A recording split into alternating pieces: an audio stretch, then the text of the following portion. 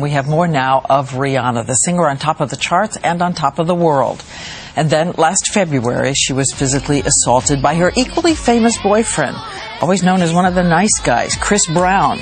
They were just 19 and 20 years old, and experts say it's a characteristic of adolescent explosions that they often start with both partners in a taunting situation they're not able to diffuse.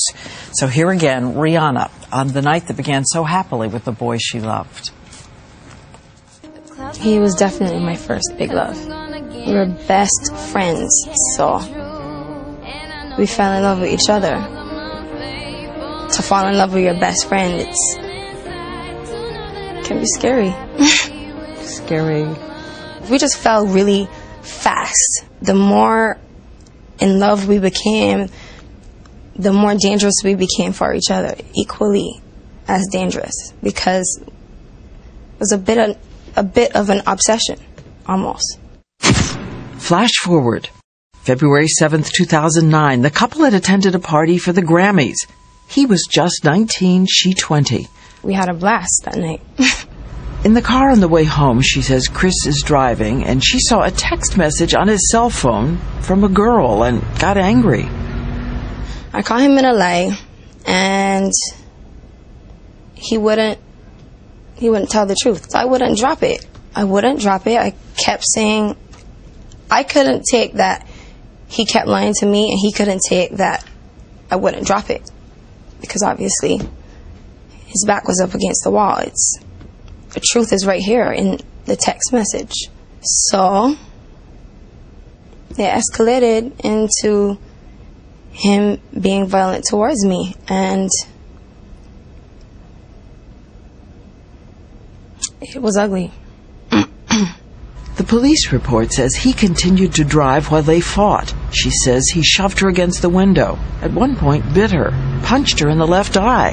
At one point, your mouth is filled with blood? Yes. How did you think it was going to end? That's all I kept thinking the whole time. When is it going to stop? When is it going to stop? He had no soul in his eyes. Just blank. He was clearly blacked out. There was no person when I looked at him. I was battered. I was bleeding. I was swollen in my face. There was no way of me getting home, except for my next option was to get out of the car and start walking in a gown and a bloody face. So I really don't know what was my plan. I didn't have a plan. That whole night was not part of my plan. Tonight, she talks about the crossroads where love meets reality and how she finally broke it off.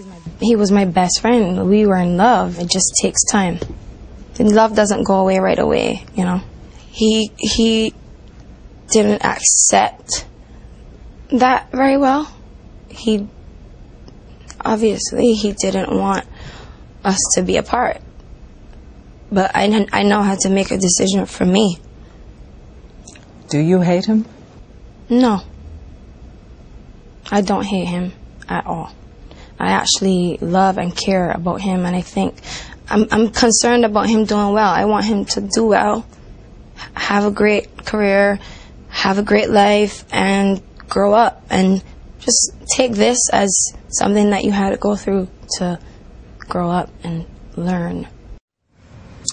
And there is a lot more that happened inside that car that night, and she will tell it all in detail on a special edition of ABC's 2020, and that's 10 o'clock, 9 Central tonight, and also talk about how you look at him now and what she thinks about whether she could ever possibly go back with him again. That's coming up. Tell us what you think. Please, at our shout-out board at abcnews.com.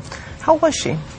How was she when you were spending time with her? You know, she's this remarkable combination of someone very strong, so much in control of her life and her career, who has gone through something that completely threw her, that upended her idea of the world.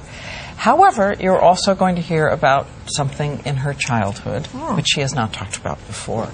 And I think it factors a lot into the distinctions that she had to make, because she promised her mother that something she felt happened to her would never Really? happen to Rihanna.